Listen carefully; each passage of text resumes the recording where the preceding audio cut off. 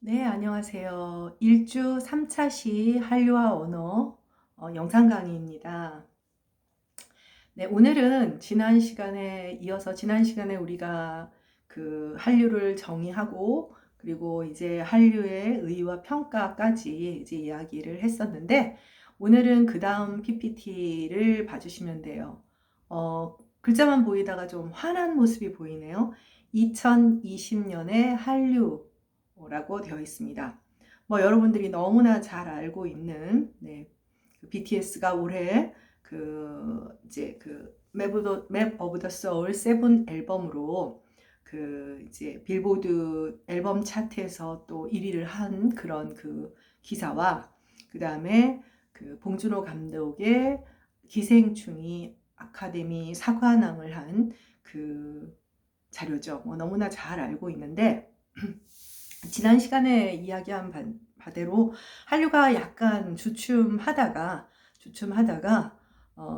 강남 스타일로 또다시 한번 불을 지핀 듯 했고, 그러면서 이제 한 선생님도 지금 방탄소년단의 이름을 이제 미디어나 이런 걸 통해서 이제 굉장히 글로벌 피나미난 그런 현상으로 알려지고 한 것들이 한 2, 3년 되지 않았나 싶어요. 그전에도 뭐 방시혁 씨를 그 이름을 알기 때문에 옛날에 무슨 여러 가지 오디션 프로그램에 나와서 그 사람을 알아서 이름이 특이한 그런 방탄소년단, 이름이 특이한 그룹이다. 예, 그러면 선생님도 이름을 듣고 웃었던 그런 기억이 있어요.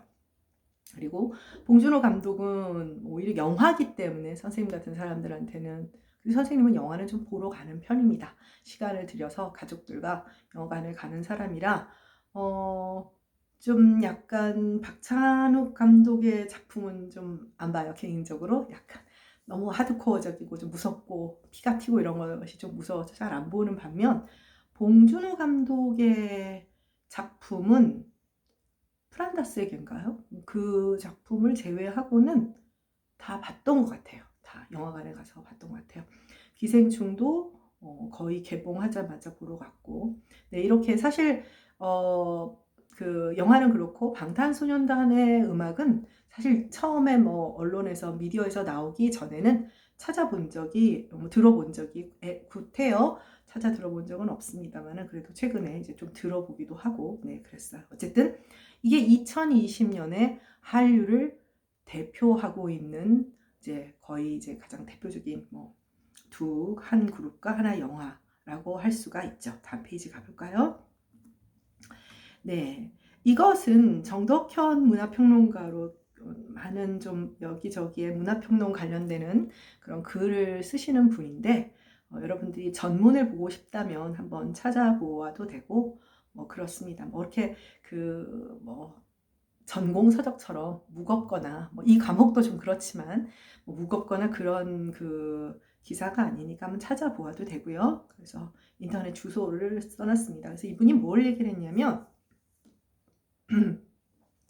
기생충과 BTS 포스트 한류의 새로운 길이라는 이제 일종의 평론을 실었죠. 평론을 여러분이 알고 있는 대부분의 이제 평론은 뭐 시나 소설이나 이제 뭐 수필 뭐 이런 것에 대한 평론이지만, 이제 문화 평론이라고 해서 문화 전반을 평론하는 그런 이제 장르죠.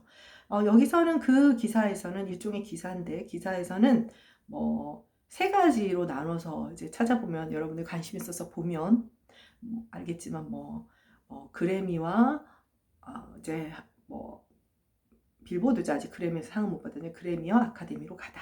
또 그다음 디지털 팬덤과 한류, 그리고 포스트 한류의 새로운 길, 이렇게 세 가지 단락으로 이야기를 전개를 하고 있어요. 전개를 하고 있어서 여기서 이제 사실 그분의 문화평론가가 뭐 이야기한 것은 여러분들이 참고를 하고 같이 한번 생각해 볼 주제를 선생님이 뽑아 보았는데, 첫째가 아날로그와 디지털, 두 번째는 로컬과 글로벌, 그리고 마지막으로 영어권과 비영어권에 대한 이야기를 좀 해볼까 합니다. 사실 이제 우리 모두 지금 이와 같은 수업을 진행할 수 있는 것, 그리고 또 뭐 코로나 사태에 대해서 한국이 굉장히 뭐 전 세계의 관심을 끌고 모범 사례가 될 만한 여러 가지 그 방역 대책을 세울 수 있는 가장 큰 근거는 이제 엄청난 디지털 체계 인프라를 갖고 있기 때문이죠. 뭐 동영상 강의가 그렇게 쉬운 것은 아니지 않습니까? 그래도 어쨌든 뭐 내일부터 어떻게 굴러갈지는 모르겠지만 얘기가 좀 빗나간다면 서버도 굉장히 확장을 해놨고 새로운 전 강좌가 최소한 이번 주는 전 강좌가 모두 온라인으로 전 대학이 다 온라인으로 되는 그런 초유의 그런 상황입니다. 뭐 어느 정도 버텨나갈지 잘 전개될지 그건 이제 내일 또 지나봐야 알겠지만 어쨌든 운영이 되느냐 강의의 질도 질이지만 이것이 운영이 잘 되어서 향후 여러 가지로 뭐 좋아졌으면 좋겠는데 어쨌든 이게 이제 디지털의 그 세상이라고 할 수가 있죠. 근데 이제 아날로그라고 하는 건 뭐 여러분들 다 알고 있을 거예요. 다 알고 있는데 이게 단지 그 어떤 기계적인 시스템을 얘기하려고 쓴 것은 아니고 하나를 얘기해 준다면 방탄소년단이 뭐 BTS한테 관심이 있는 친구들이 있다면 뭐 기사로도 접해봤겠지만 또 아닐 수도 있고 근데 선생님이 이제 준비를 하다 보니 이런저런 기사를 최근에는 정말 많이 보고 있는데 빌보드의 그 순위 집계를 하는데 그 이제 앨범 차트는 뭐 세계 5대 시장을 석권했다고 하더라고요. 뭐 그전엔 관심이 없었습니다만은 가장 음악 시장이 큰 게 미국, 그 다음에 뭐 영국, 그 다음에 일본, 프랑스, 독일. 근데 이번에 앨범이 뭐 5대 차트를 다 석권을 했고 미국은 당연히 이제 지금 방금 기사에도 봤다시피 1등을 했는데 싱글 차트에서 이제 곡 하나가 이제 인기가 앨범은 사실 팬덤이 사주는 거잖아요. 내가 가수를 너무 좋아하면 근데 어떤 곡이 인기 있는 것은 굉장히 얘기가 다르죠. 그쵸? 그래서 어떤 곡이 이제 대표성을 가지고 있는 어떤 곡이 사실은 이제 싱글 차트에서 강남 스타일도 1등은 못했거든요. 알고 있다시피 2등까지밖에 못했는데 강남 스타일도 2등밖에 못한 이유가 있는데 BTS의 경우에는 사실은 이제 그 곡이 아니라 이 그룹이나 뭐 앨범 전체를 좋아하는 팬덤이 이끌어 나가는 이제 그런 상황이니까 아마 더 강남 스타일보다 더 높은 싱글 곡의 차트가 이번에 그래서 4등을 했다고 하더라고요. 강남 스타일은 2등인데 근데 이유가 선생님도 그전에는 관심이 별로 없으니까 오 잘했네 멋지다 그러니까 뭐 대단하다 야 뭐 그거 뭐 몇십 등 해도 그게 얼마나 전 세계 사람들이 듣는 거 대단하다 이랬는데 놀라운 것은 라디오 청취 지수라는 것에서 0점을 받았더라고요. 네. 그러니까 이게 뭐냐면 사실 라디오가 아날로그거든요. 여러분들은 라디오 안 듣죠?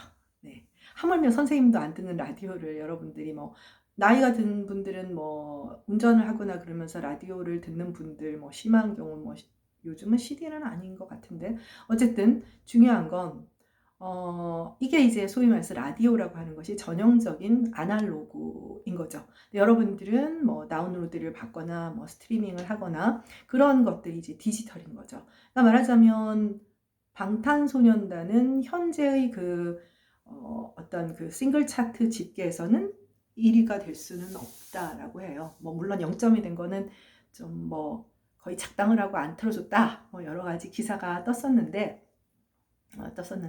뭐 거기에 대해서 우리가 지금 뭐 인종차별이니 뭐 어떤 그런 거를 얘기할 그런 차원은 아니고 일단 어떤 음악이나 문화를 향유함에 있어서 아날로그 시스템에 익숙한 세대와 디지털 시스템에 익숙한 세대의 차이를 우리가 함께 생각을 해봐야 한다는 것이죠.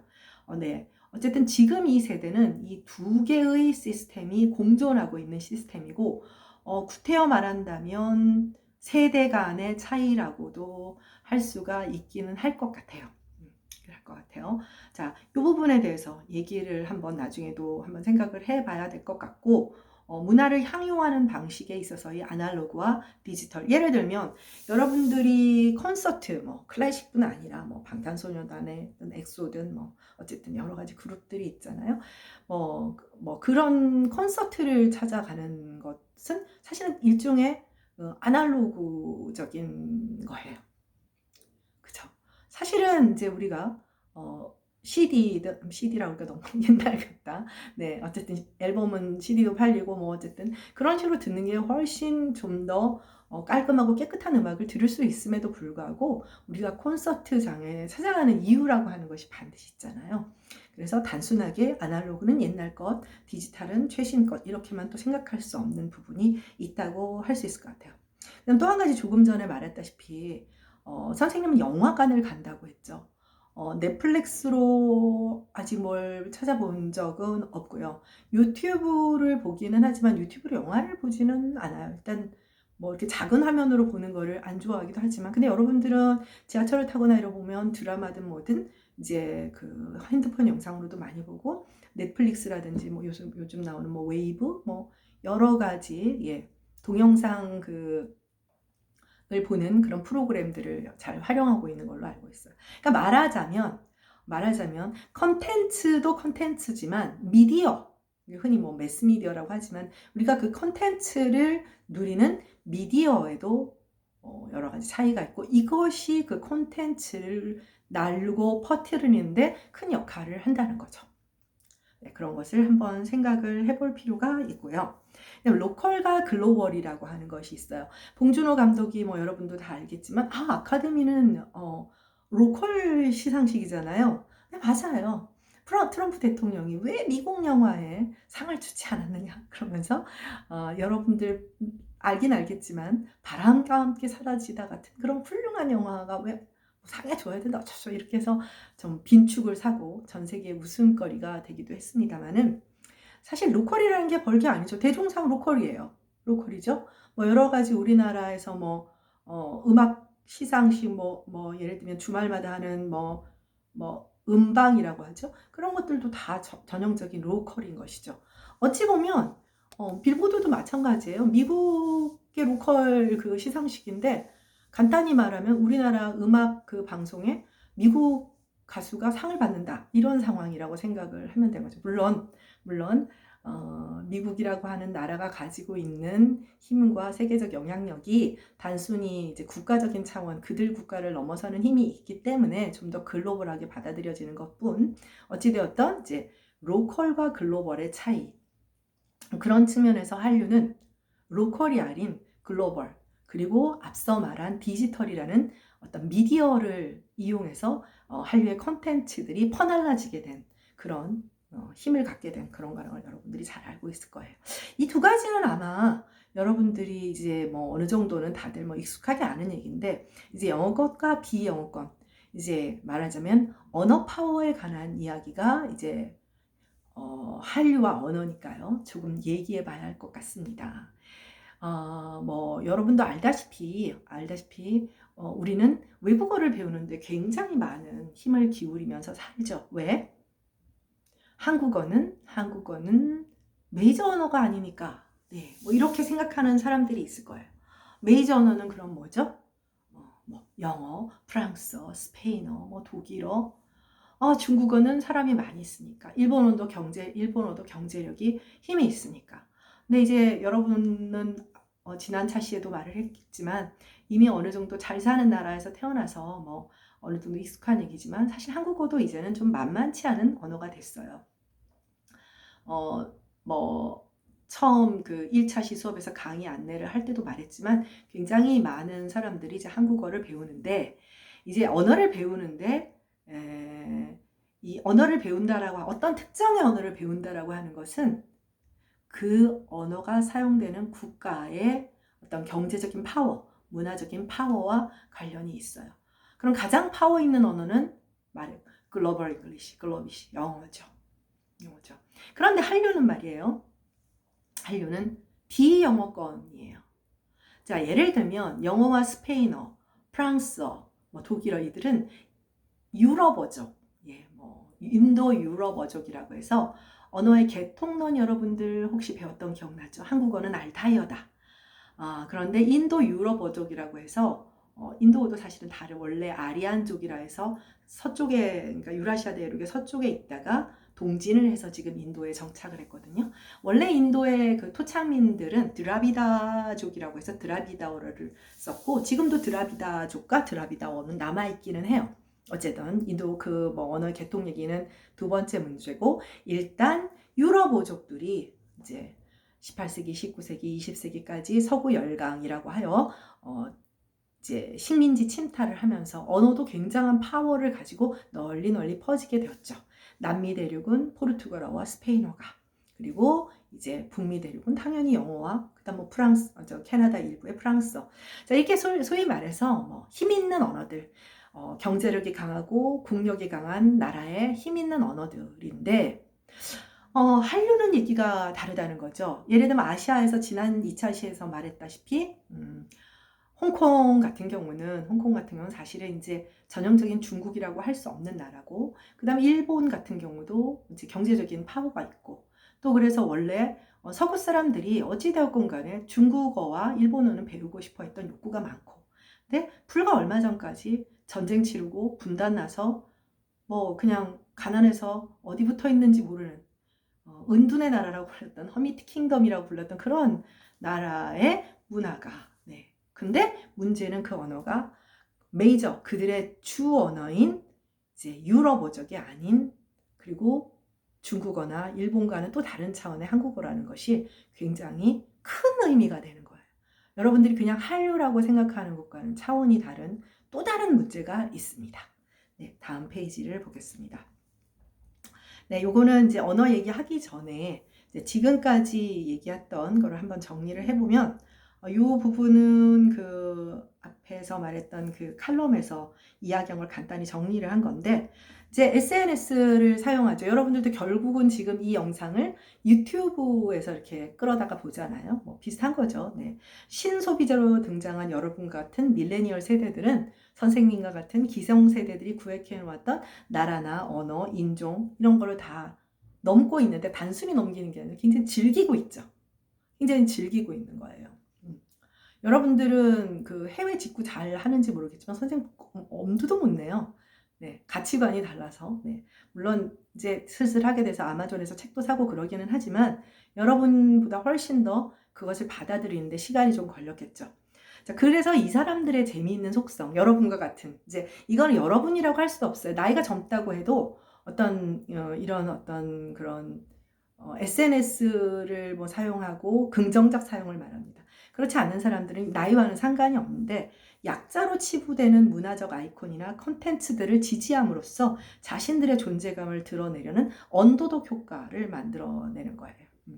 자, 여기서 지금 뭐 봉감독이란 얘기도 뭐 나오고 그런데, 사실 BTS나 한국의 그 기생충이라는 영화나, 여러분들 나도 유튜브에서 최근에 이제 보면서 뭐 리액션 그 영상들을 봤는데, 봉준호 감독의 그 기생충이 수상하는 장면에 같이 모여서 보고 환호하고 그런 리액션 영상도 올리더라고요.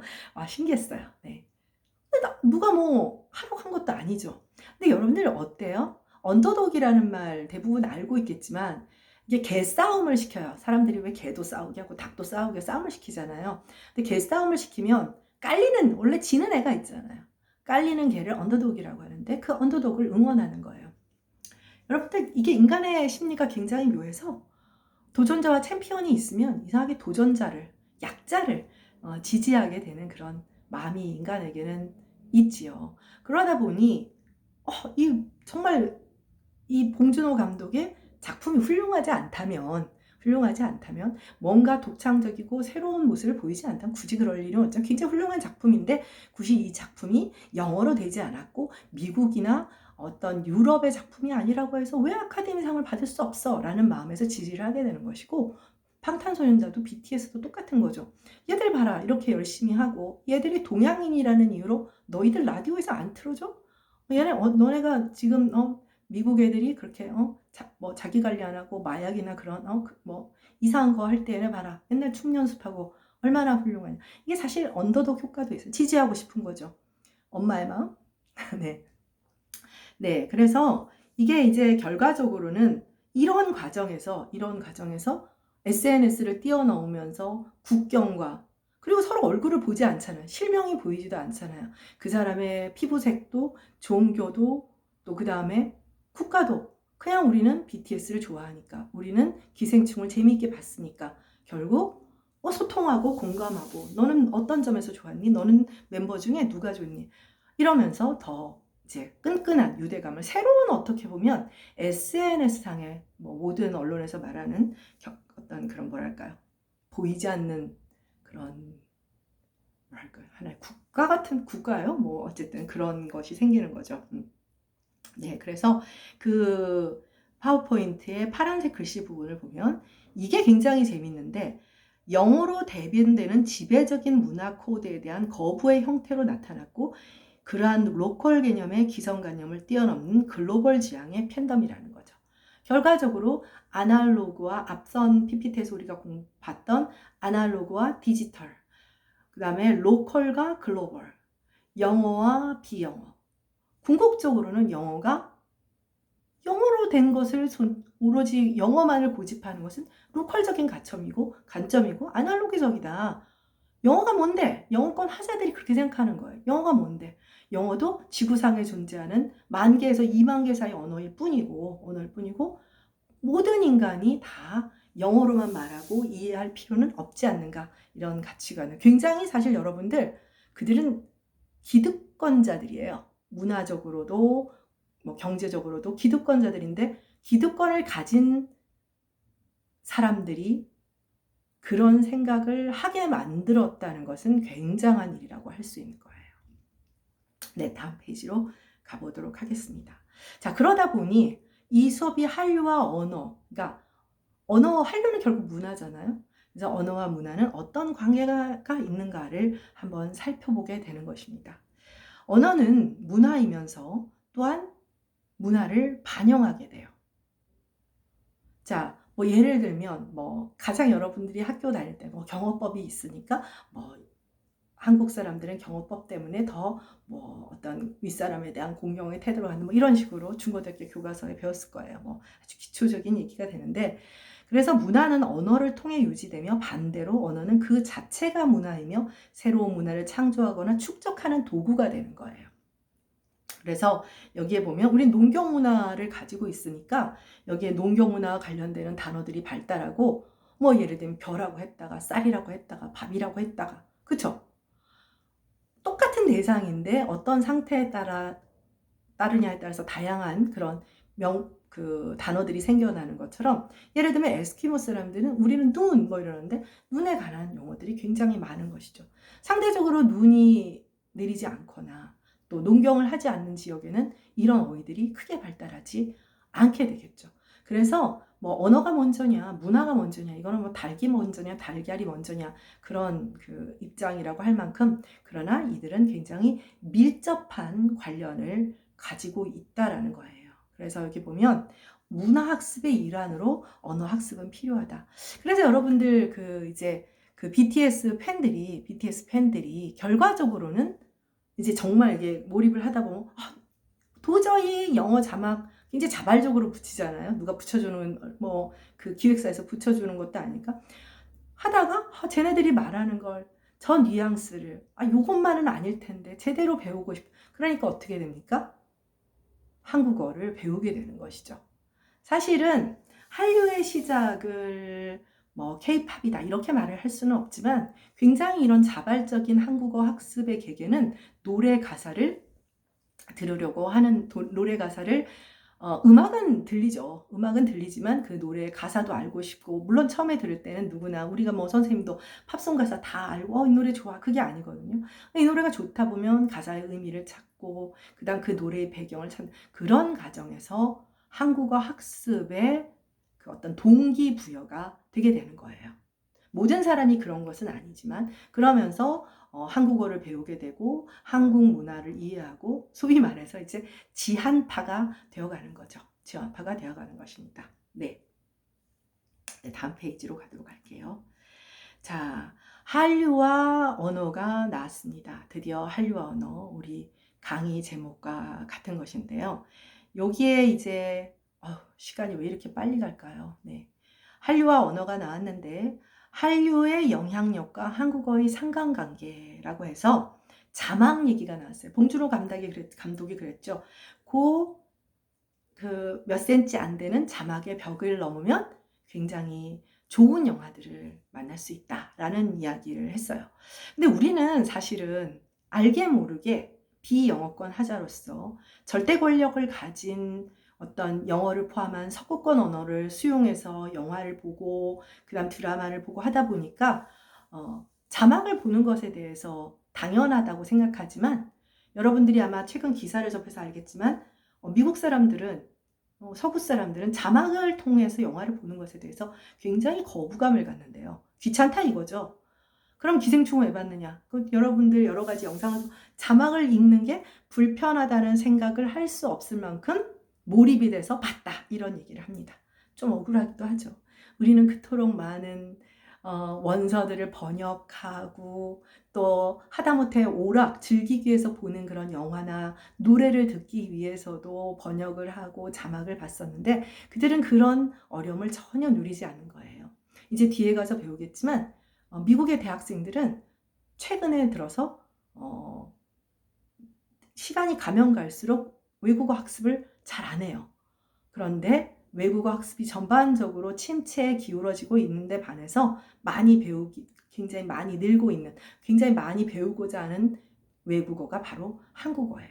놀라운 거죠. 그 계기가 되는 것들이 이제 한류와 분명히 밀접한 관련이 있는 것입니다.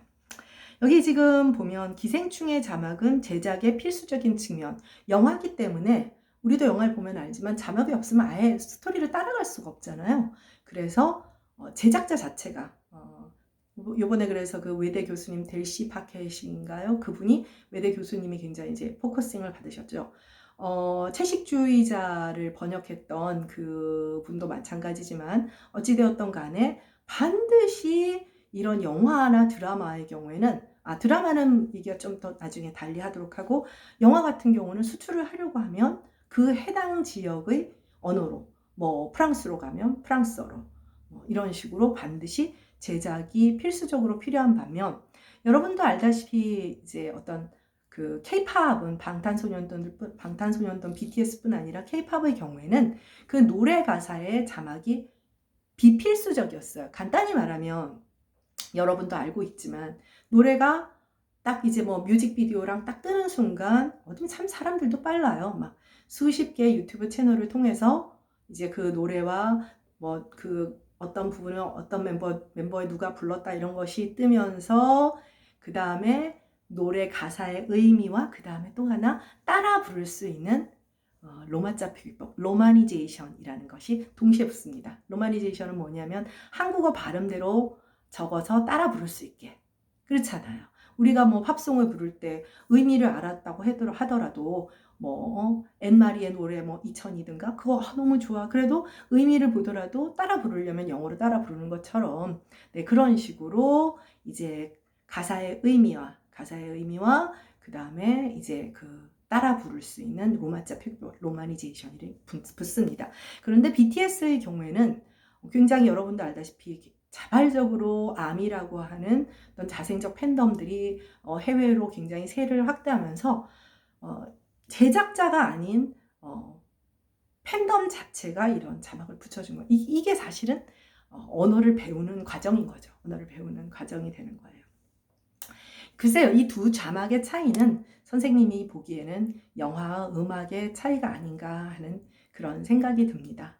25분 클립 참 채우기가 너무 짧아요. 그쵸? 네, 오늘은 여기까지 얘기하고 그 다음에 다음 주 2주차에서 좀 더 본격적인 이야기를 하도록 합시다.